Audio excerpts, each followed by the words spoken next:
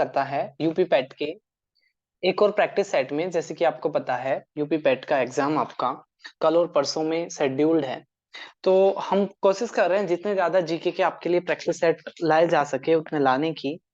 तो देर ना करते हुए पहला क्वेश्चन कह रहा है कि लास्ट रूरल पूछ रहा है नंद डायनेस्टी के।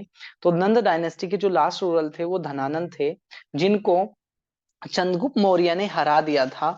और इनको हराने के बाद, ठीक है, इन्होंने चंद्रगुप्त मौर्य ने क्या किया था, मौर्य डायनेस्टी की स्थापना करी थी। तो पहले क्वेश्चन का जो सही आंसर है वो है धनानंद। नेक्स्ट अगर हम क्वेश्चन की बात करें तो नेक्स्ट क्वेश्चन कह रहा है कि last recognised king of the Gupta line, Gupta line के जो लास्ट जो आपके राजा थे वो कौन थे। ठीक है, last recognised king of the Gupta line, Gupta dynasty के लास्ट राजा के बारे में बेसिकली वो क्वेश्चन पूछ रहा है। तो इसका जो सही आंसर है, ठीक है, वो है आपका विष्णुगुप्त। ठीक है, विष्णुगुप्त कौन थे, आपके लास्ट शासक थे। इसके अलावा क्वेश्चन कई बार आता है कि भारत के, ठीक है, अ, भारत के नेपोलियन के रूप में किसे जाना जाता है, तो समुद्रगुप्त को भारत के नेपोलियन के रूप में जाना जाता है। ठीक है, अशोक ने जो कलिंग का युद्ध लड़ा था उसके बाद, ठीक है, उसके बाद उन्होंने क्या किया था, लड़ना छोड़ दिया था और धर्म की स्थापना करी थी।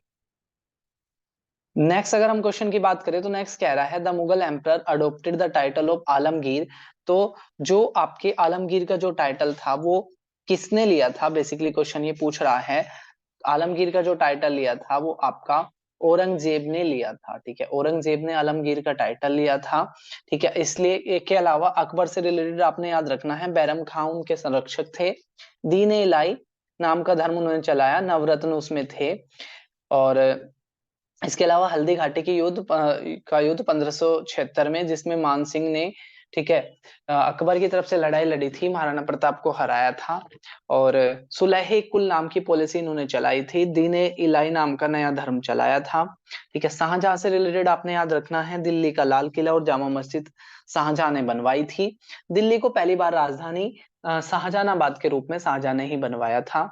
जहांगीर से रिलेटेड याद रखना है, एक तो चेन ऑफ जस्टिस, न्याय की जंजीर इन्होंने बनवाई थी। और जो आपके रोब स्टीफन जो हॉकिंस थे, ठीक है, हॉकिंस थे, वो इन्हीं के दरबार में 1608 में आए थे। उसके बाद थॉमस रॉय भी इन्हीं के दरबार में आए थे, जिसके बाद ब्रिटिशर ने 1616 में अपनी पहली फैक्ट्री लगाई थी सूरत में। नेक्स्ट अगर हम क्वेश्चन की बात करें, जो खजुराहो का जो मंदिर है वो किसने बनवाया था, बेसिकली क्वेश्चन ये कह रहा है जो खजुराहो का जो मंदिर था वो आपके कौन से राजाओं ने बनवाया था। ठीक है, तो जो चंदेल जो राजा थे उन्होंने, ठीक है, चंदेल राजाओं ने खजुराहो का मंदिर को बनाया था। नेक्स्ट क्वेश्चन कह रहा है लॉर्ड मैकोले किससे जुड़े हुए हैं। ठीक है, लॉर्ड मैकोले भारत में किससे जुड़े हुए हैं। ठीक है, आर्मी के अंदर यूनिटी से, इकोनॉमिक रिफॉर्म से, या एजुकेशन के रिफॉर्म से। ठीक है, तो जो आपके जो लॉर्ड मैकोले हैं, ठीक है, वो जुड़े हुए हैं इंग्लिश एजुकेशन से। ठीक है, इंग्लिश एजुकेशन से जुड़े हुए हैं आपके लॉर्ड मैकोले। नेक्स्ट अगर हम क्वेश्चन की बात करें, इंडियन रिफॉर्म एसोसिएशन के फाउंडर कौन थे। इंडियन रिफॉर्म एसोसिएशन के फाउंडर उसने पूछा है, तो ये थे आपके केशव चंद्र सेन। ठीक है, केशव चंद्र सेन आपके इंडियन रिफॉर्म एसोसिएशन के फाउंडर थे। राजा राम मोहन रॉय ब्रह्मो समाज के फाउंडर थे। दयानंद सरस्वती आपके आर्य समाज के फाउंडर थे। नेक्स्ट अगर हम क्वेश्चन की बात करें तो वो ये कह रहा है कि फाउंडर ऑफ आजाद हिंद फौज, आजाद हिंद फौज के फाउंडर पूछ रहा है वो आपसे। ठीक है, आजाद हिंद फौज के फाउंडर पूछ रहा है।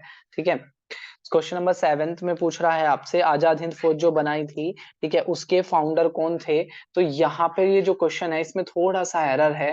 ठीक है, तो बेसिकली जो आजाद हिंद फौज के जो फाउंडर थे वो आपके कैप्टन मोहन सिंह थे। बाद में लीडरशिप सुभाष चंद्र बोस ने संभाल ली थी।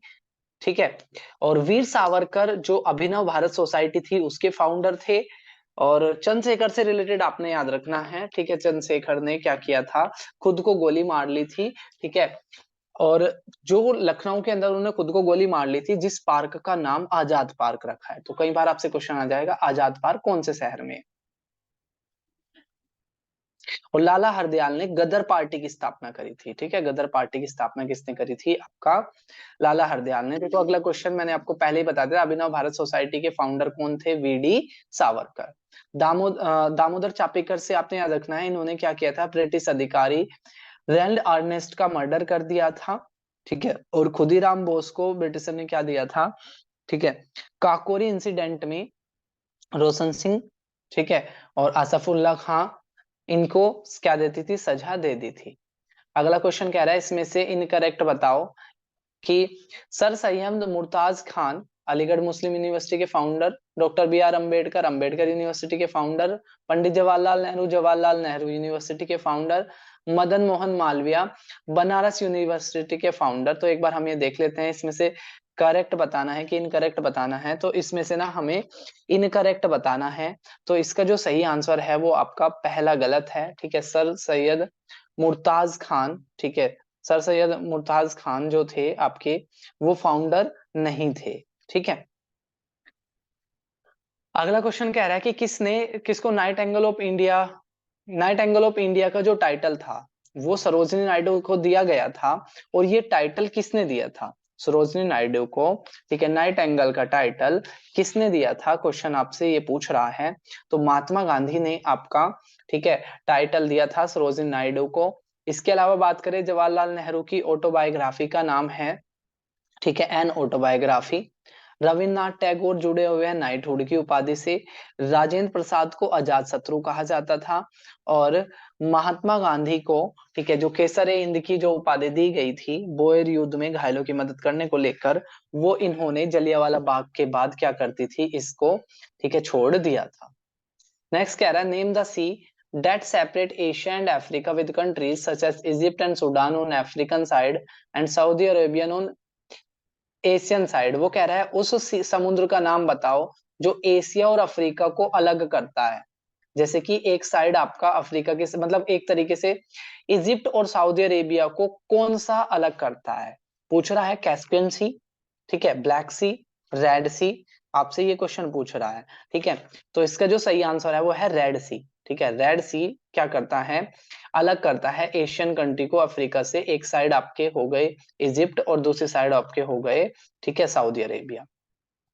नेक्स्ट कह रहा है नथपा जाकरी हाइडल प्रोजेक्ट। नथपा जाकरी हाइडल प्रोजेक्ट आपका किस नदी पर है? ठीक है, नथपा जाकरी हाइडल प्रोजेक्ट, हाइडल मतलब आपका पानी से बनने वाला, ठीक है, उसको हाइडल बोलते हैं। तो हाइडल प्रोजेक्ट आपका जो है आपका किस नदी पर है? बेसिकली क्वेश्चन आपसे पूछ रहा है। ठीक है, तो इसका जो सही आंसर है, ठीक है, इसका जो सही आंसर है वो है सतलुज। ठीक है, सतलुज रिवर पर है आपका नाथला, ठीक है, नाथला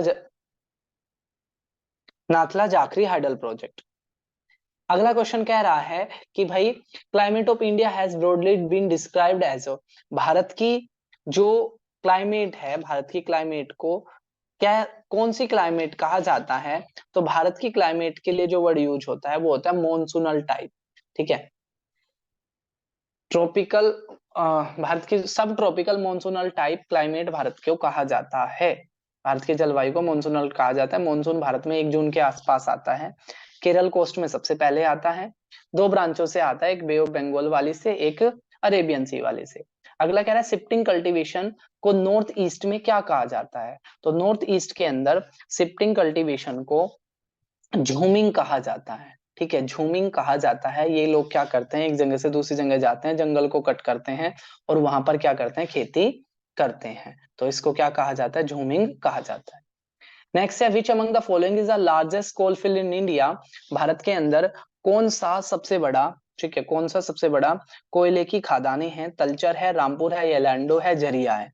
ठीक है, तो बेसिकली जो सही आंसर है वो है झरिया। झरिया की जो कोल माइंस है, ठीक है, वो सबसे बड़ी कोल फील्ड है किसके अंदर? ठीक है, आपके भारत के अंदर। नेक्स्ट कह रहा है गोल ऑफ प्रधानमंत्री आवास योजना। प्रधानमंत्री आवास योजना रूरल ग्रामीण चली थी, 2 होती है प्रधानमंत्री आवास योजना, एक ग्रामीण है एक शहरी है।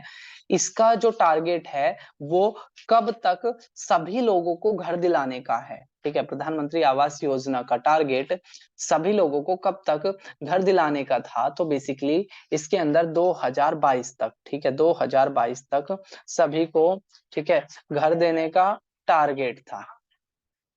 नेक्स्ट कह रहा है which of the following was the most important characteristics of India's trade through out the colonial period. ठीक है, कि भारत के व्यापार की,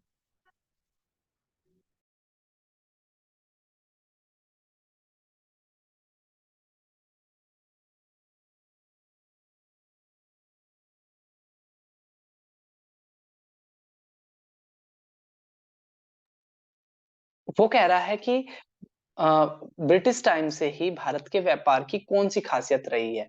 इंपोर्ट सरप्लस, ठीक है, भारत इंपोर्ट सरप्लस रहा, यानी कि पहले से ही हम दूसरे देश से ज्यादा सामान लेते हैं, या इंपोर्ट डेफिशिएंसी, हम नहीं लेते थे। तीसरा कह रहा है एक्सपोर्ट डेफिशिएंसी, और चौथा कह रहा है एक्सपोर्ट सरप्लस। ठीक है, एक्सपोर्ट सरप्लस यानी कि हम क्या कर रहे थे, ठीक है, बाहर के देशों को ज्यादा सामान दे रहे थे। ठीक है, बाहर के देशों को ज्यादा सामान दे रहे थे, तो भारत ना पहले एक्सपोर्ट ही ज्यादा करता था। ठीक है, तो इसका डी सही आंसर हो जाएगा, भारत क्या करता था, एक्सपोर्ट ही ज्यादा करता था। अगला क्वेश्चन कह रहा है कि which is not a nationalise bank. तो भारत में दो बार नेशनलाइज हुआ था, एक बार 1969 में और एक बार 1980 में। 1969 में 14 बैंकों को नेशनलाइज किया था और 1980 में 6 बैंकों को नेशनलाइज किया था। तो यहाँ पर क्वेश्चन ये पूछ रहा है आपसे कि इनमें से कौन सा नेशनलाइज बैंक नहीं है। ठीक है, तो देखो इलाहाबाद भी है, पंजाब भी है, देना भी है, ठीक है, लेकिन जो बंधन बैंक है वो आपका एक नेशनलाइज बैंक नहीं है, तो इसका जो सही आंसर हो जाएगा वो हो जाएगा बी। नेक्स्ट कह रहा है which of the following country, which country house the headquarter of the inter governmental organisation the international bureau of weight and measure. अंतरराष्ट्रीय एक संस्था जो क्या करती है, चीजों को नापती है, जैसे केजी को स्टैंडर्ड यूनिट जो देती है किसी भी चीज को, तो इसका जो हेडक्वार्टर कहाँ है। ठीक है, जो इसका जो हेडक्वार्टर है वो पूछा है आपसे, इंटरनेशनल जो मेजर करने वाली जो संस्था है इसका जो हेडक्वार्टर है वो आपका फ्रांस के अंदर है। ठीक है, तो डी इसका सही आंसर हो जाएगा। नेक्स्ट कह रहा है मेन ऑब्जेक्टिव कौन सा था 5 ईयर प्लान का। ठीक है, तो 5 ईयर प्लान के मेन ऑब्जेक्टिव उसने पूछा है कि जब हमने पंचवर्षीय योजना बनाई थी, ठीक है, जो हमने पंचवर्षीय योजना बनाई थी उसके अंदर जो फिफ्थ 5 ईयर प्लान था, पांचवा था, उसका मेन टारगेट क्या था। तो पांचवे का जो सबसे मेन टारगेट था वो था removal of poverty and self achievement. ठीक है, एंड सेल्फ अचीवमेंट यानी कि आत्मनिर्भर और गरीबी को हटाना, ये पांचवे का था, बार बार पूछते हैं। ठीक है, faster more inclusive and sustainable development growth, ये 12वें का था। ठीक है, और जो इंक्लूसिव ग्रोथ था वो 11वें का था। ये चीज आपने याद रखनी है।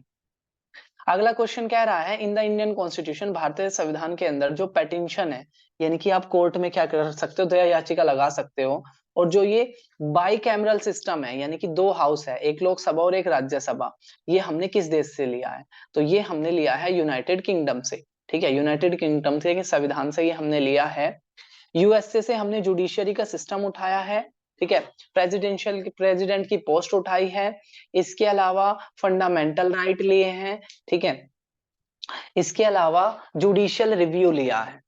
ऑस्ट्रेलिया से हमने एक तो कॉन्करेंट लिस्ट ली है, यानी कि ऐसे लिस्ट जिस पर दोनों सरकारें मिलकर काम कर सकती है, और आयरलैंड से हमने डीपीएसपी लिए है, यानी कि जो सरकार को सलाह है। नेक्स्ट अगर हम क्वेश्चन की बात करें, along with right to life in article 20 of the Indian constitution it's also include.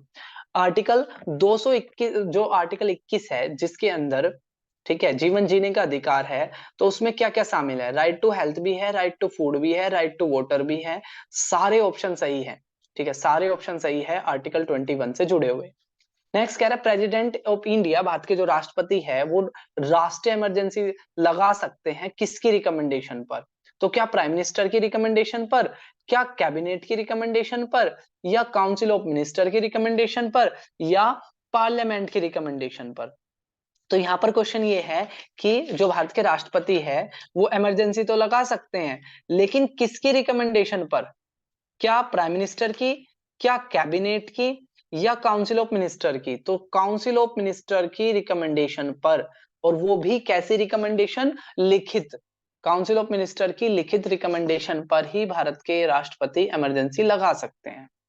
अगला कह रहा है यूनिफॉर्म सिविल कोड। ये आपका एग्जाम की दृष्टि से बहुत इंपॉर्टेंट क्वेश्चन है। यूनिफॉर्म सिविल कोड का मतलब है सभी के लिए सेम कानून, सिविल कानून। अभी क्या है, सिविल कानून अलग अलग हैं। हिंदुओं, एक तो ना मुस्लिम को और क्रिश्चियंस और पारसी को छोड़कर बाकी सारे धर्मों के कानून हिंदू मैरिज एक्ट ऑफ 1955 से गवर्न होते हैं। और अगर कोई दो विभिन्न धर्मों के लोग शादी करते हैं तो उनके स्पेशल मैरिज एक्ट ऑफ 1954 से गवर्न होते हैं। लेकिन यहाँ कह रहा है यूनिफॉर्म सिविल कोड, ठीक है। तो सभी राज्यों में यूनिफॉर्म सिविल कोड हो जाए, इसको लेकर एक सलाह दी गई है। अभी सिर्फ गोवा के अंदर, ठीक है, यूनिफॉर्म सिविल कोड है, और उत्तराखंड इसको लेकर आपका एक लॉ लेकर आ रहा है, यानी कि बिल लेकर आ रहा है उत्तराखंड अभी। लेकिन सिर्फ गोवा के अंदर ही क्या है, यूनिफॉर्म सिविल कोड है। नेक्स्ट क्वेश्चन कह रहा है भारतीय कॉन्स्टिट्यूशन के अनुसार पंचायत स्थापित होती है intermediate level note be constituted a state having a population.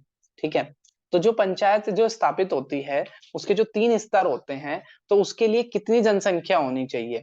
ठीक है, तो 20 लाख, 40 लाख, 10 लाख, 20 लाख। यानी कि देखो, एक तो शहर होता है, एक गांव हो गया, और गांव के बीच में टाउन होते हैं।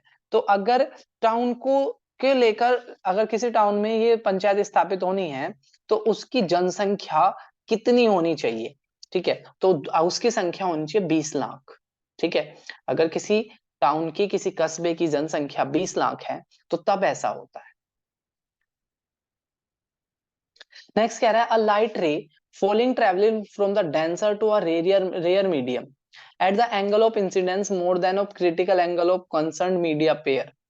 देखो, अगर एक डेंसर होता है जो अपने अंदर से लाइट को पास नहीं होने देता, और रेयरर मीडियम वो होता है जो अपने अंदर से लाइट को पास होने देता है। तो अगर वो कह रहा है कि एक जो लाइट है वो डेंसर से रेयर मीडियम में आ रही है, ठीक है, तो क्या कंडीशन बनेगी? रिफ्लेक्शन होगा, रियर फ्रैक्शन होगा, डिफ्रैक्शन होगा, या टोटल इंटरनल रिफ्रैक्शन होगा? ठीक है, तो इसका जो सही आंसर है वो है आपका total internal reflection. Total internal reflection इस केस में होगा। वो कह रहा है कि when a body fall from an aeroplane then is increase in its. अगर एरोप्लेन से कोई गिर गया तो किस चीज में इंक्रीजमेंट होगा? तो उसके एक्सिलरेशन में इंक्रीजमेंट हो जाएगा। ठीक है, बाकी चीजों में नहीं। काइनेटिक एनर्जी, मास, पोटेंशियल एनर्जी में नहीं, उसके एक्सिलरेशन में इंक्रीजमेंट हो जाएगा। एसिड रेन किसकी वजह से होती है? क्वेश्चन ये कह रहा है कि जो अम्लीय वर्षा होती है उसका कारण क्या होता है? ठीक है, अम्लीय वर्षा का कारण क्या होता है? तो अम्लीय वर्षा का जो कारण होता है वो नाइट्रोजन के और सल्फर के ऑक्साइड, नाइट्रोजन के और सल्फर के ऑक्साइड कारण होते हैं अम्लीय वर्षा का। और इसकी जो पीएच रेंज होती है वो 5.5 से कम होती है। Which one of the following endocrine gland is situated in neck? हमारी गर्दन के अंदर कौन सी एंडोक्राइन ग्लैंड होती है? तो हमारी गर्दन के अंदर जो एंडोक्राइन ग्लैंड होती है, ठीक है, उसका नाम है थायराइड। ठीक है, थायराइड ग्लैंड होती है। पैनक्रियाज जो है आपकी वो इंसुलिन निकालती है, थायराइड जो थायरोक्सिन निकालती है, पिट्यूटरी ग्लैंड को मास्टर ग्लैंड कहते हैं, और एड्रिनल जो ग्लैंड है वो आपकी वो फ्लाई और फाइट हार्मोन रिलीज करती है। नेक्स्ट अगर हम क्वेश्चन की बात करें तो वो ये कह रहा है the seat of intelligence is situated in the. ठीक है, जो इंटेलिजेंस है, इंटेलिजेंस यानी कि मानव मस्तिष्क के अंदर, ठीक है, मानव मस्तिष्क के अंदर जो आपकी बुद्धिमत्ता है वो आपका कहां पर स्थापित होती है? ठीक है, तो ये होती है आपकी सेरिबेलम में, सेरिबेलम के अंदर होता है, और यही बॉडी का बैलेंस भी बना के रखता है। और जो मेन थिंकिंग पार्ट होता है वो सेरिब्रम होता है। भूख वगैरह, भूख प्यास को, उल्टी को कंट्रोल करता है थैलेमस। अगला कह रहा है कौन सी गवर्नमेंट ने गोधन न्याय योजना शुरू करी है? ठीक है, कौन से राज्य की गवर्नमेंट ने गोधन न्याय योजना शुरू करी है? ठीक है, तो ये जो योजना शुरू करी है वो करी है उत्तर प्रदेश में। और सबसे पहले गाय की जो सेंचुरी बनी है, काउ सेंचुरी बनी है, वो भी उत्तर प्रदेश के अंदर मुजफ्फरनगर में सबसे पहली बनी है। अगर हम 32वें क्वेश्चन की बात करें तो ये कह रहा है दुनिया का सबसे सबसे लार्जेस्ट टेम्पल रामान्या टेम्पल, जो 2025 तक बन जाएगा। ठीक है, दुनिया का सबसे बड़ा टेम्पल बन जाएगा, वो आपका किस राज्य में है? ठीक है, तो जो 52 है इसका भी आंसर क्या है आपका? 2 है। ठीक है, 52 का भी आंसर आपका 2 है, यानी कि बिहार के अंदर। ठीक है, बिहार के अंदर रामायण टेम्पल बन रहा है। ठीक है, इंपोर्टेंट क्वेश्चन है, किस कहां पर रामायण टेम्पल बन रहा है? तो ये बन रहा है आपका बिहार के अंदर। ठीक है, बिहार इसका सही आंसर हो जाएगा। अगले अगर हम क्वेश्चन की बात करें, तो अगला ये क्वेश्चन कह रहा है कि कौन सा शहर ने टॉप किया इकोनॉमिक इंटेलिजेंस यूनिट के global liability index? Liability index मतलब कौन सबसे वैश्विक रूप से सबसे ज्यादा जीवन प्रत्याशा कहां पर है, सबसे लंबे समय तक कहां के लोग ज्यादा जीते हैं? ऑप्शन में कह रहा है कोपेनहेगन, वियना, मेलबर्न और सिडनी। ठीक है, तो इसमें इसका जो सही आंसर हो जाएगा, ठीक है, इसका जो सही आंसर हो जाएगा वो हो जाएगा आपका 2। वियना जो है ग्लोबल लायबिलिटी इंडेक्स में टॉप पर है। अगला कह रहा है what is the rank of India in the digital payment ranking? Digital payment ranking के मामले में भारत की रैंक कौन कौन सी है? ठीक है, डिजिटल पेमेंट के रैंक मामले में भारत की जो रैंकिंग है वो कौन सी है? तो भारत की फर्स्ट रैंकिंग है डिजिटल पेमेंट के मामले में। नेक्स्ट कह रहा है ग्लोबल स्टार्टअप्स इकोसिस्टम के रूप में जो बेंगलुरु है वो ग्लोबली कौन से शहर पर है? ठीक है, कौन से स्थान पर है? ठीक है,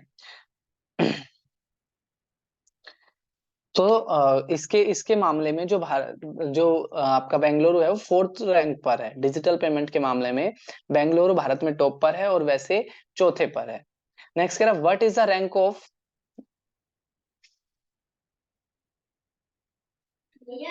इसके जो इसके जो रैंक है वो कौन सी है आपकी? ठीक है, 55th की जो रैंक है वो आपकी कितनी है? 20th है।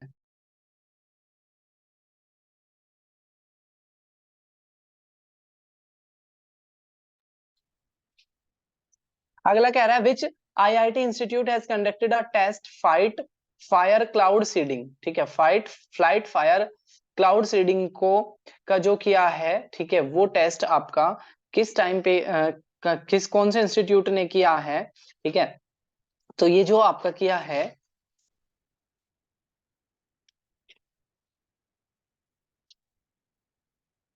ये किया है आपका आईआईटी कानपुर ने। ठीक है, test flight fire cloud seeding जो किया है आईआईटी कानपुर ने किया है। अगला क्वेश्चन कह रहा है फर्स्ट एसीसी वुमेन्स टी20 इमरजेंसी एशिया कप, ठीक है, इमर्जिंग एशिया कप जो जीता है, ठीक है, वो भारत ने जीता है किसको हराकर? ठीक है, भारत ने कौन सी टीम को हराकर, ठीक है, एशिया कप जीता है? तो भारत ने ये जीता है आपका बांग्लादेश को हराकर भारत ने ये कप जीता है। अगर हम बात करें क्वेश्चन नंबर 58 की, तो क्वेश्चन नंबर 58 ये कह रहा है कि पहली मेल फुटबॉलर बन गई हैं जिन्होंने 200 इंटरनेशनल मैच खेल लिए हैं।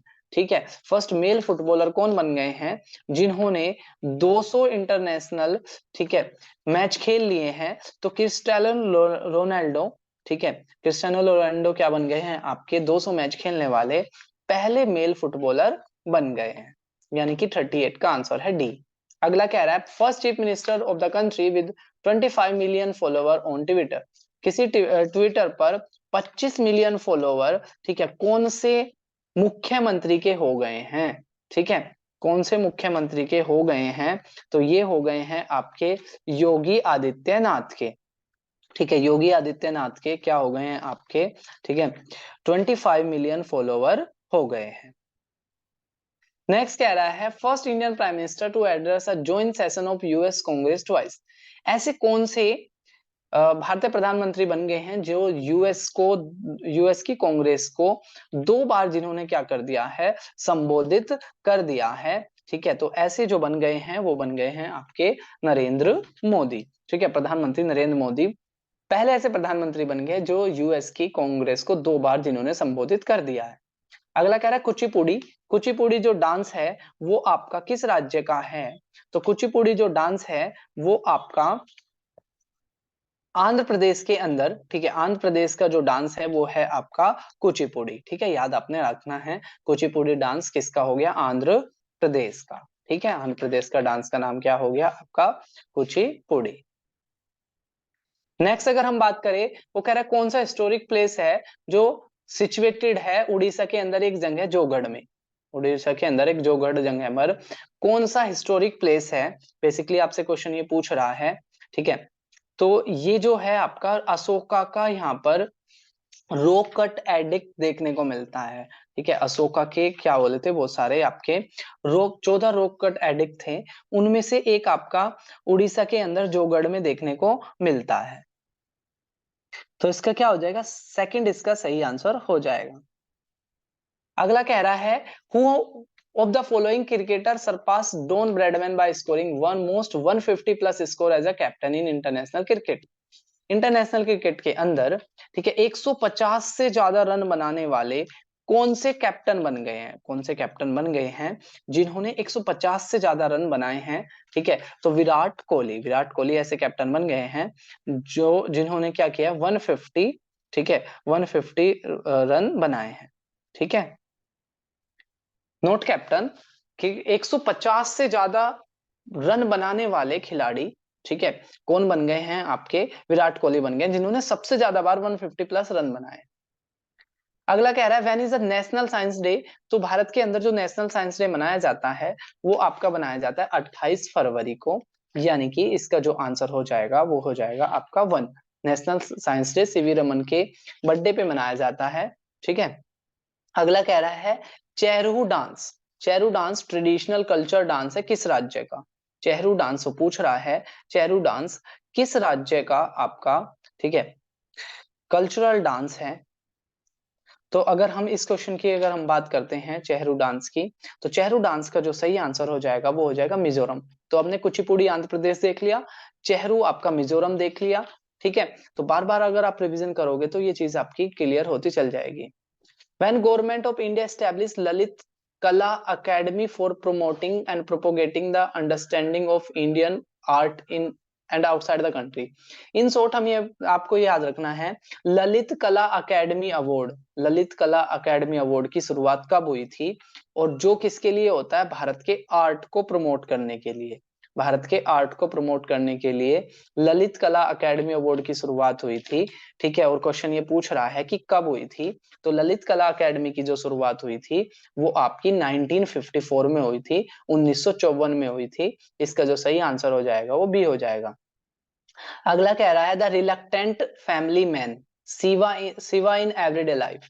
द रिलक्टेंट फैमिली मैन एक बुक का नाम है, ठीक है। और वो पूछ रहा है कि ये बुक किसने लिखी थी, ठीक है, ये बुक किसने लिखी थी? तो ये जो बुक लिखी थी नीलिमा चित्तोगोपर ने लिखी थी, ठीक है। नीलिमा चित्तोगोपर ने लिखी थी बुक आपकी रिलक्टेंट फैमिली मैन, ठीक है, सिवा, ये याद रखना है आपने, नीलिमा चित्तोगोपर। नेक्स्ट कह रहा है कि कौन सा awardee which among the following is not one of the awardee of, इनमें से कौन से अवॉर्डी नहीं है Sveriges Riksbank prize in economic science. Economic science के अंदर Riksbank prize economic science के अंदर इनमें से किसको नहीं मिला है? Esther Duflo, Abhijit Banerjee, M Stanley Whittingham और माइकल करमेकर, ठीक है, माइकल करमेकर। तो अगर इसमें हम बात करें तो जो आपके एम स्टेनले विनिंगटन को नहीं मिला है, और यहां पर एक चीज आपने याद रखनी है, ठीक है। तो ये ना अल्फ्रेड नोबेल की याद में ही 2019 में इसकी शुरुआत हुई थी। और जो अभिजीत बैनर्जी है वो इंडियन ओरिजिन है, ये इस वजह से आपसे क्वेश्चन पूछा गया है, ठीक है। तो इंडियन ओरिजिन अभिजीत बैनर्जी को सर्विस रिका बैंक प्राइज से सम्मानित किया गया है। Which among the following is the third most populated country in Asia? Asia के अंदर तीसरा सबसे ज्यादा जनसंख्या वाला शहर कौन सा है? ठीक है, एशिया के अंदर तीसरा सबसे ज्यादा जनसंख्या वाला शहर कौन सा है? तो एशिया के अंदर तीसरा सबसे जनसंख्या वाला जो नोट शहर कंट्री पूछा है, ठीक है। तो एशिया के अंदर सबसे ज्यादा जनसंख्या चाइना में है, ठीक है, उसके बाद इंडिया में, उसके बाद इंडोनेशिया में, ठीक है, उसके बाद पाकिस्तान में। तो तीसरा आपका हो जाएगा इंडोनेशिया, ठीक है, इंडोनेशिया तीसरा देश हो जाएगा। China, India, Indonesia, Pakistan, Bangladesh, then Japan, then Philippines. Next है, which of the following Indian port trust is rename as Deendayal port trust. किस पोर्ट का नाम बदलकर, ठीक है, दीनदयाल पोर्ट रख दिया गया है। ठीक है, तो जो आपका कांडला पोर्ट है, कांडला पोर्ट का नया नाम है दीनदयाल पोर्ट। ठीक है, दीनदयाल पोर्ट है आपका कांडला पोर्ट का नाम। ये चीज आपने याद रखनी है। ये था हमारा एक और आपका प्रैक्टिस सेट। फिर मिलेंगे हम नई वीडियो में, तब तक के लिए टेक केयर, जय हिंद, जय भारत।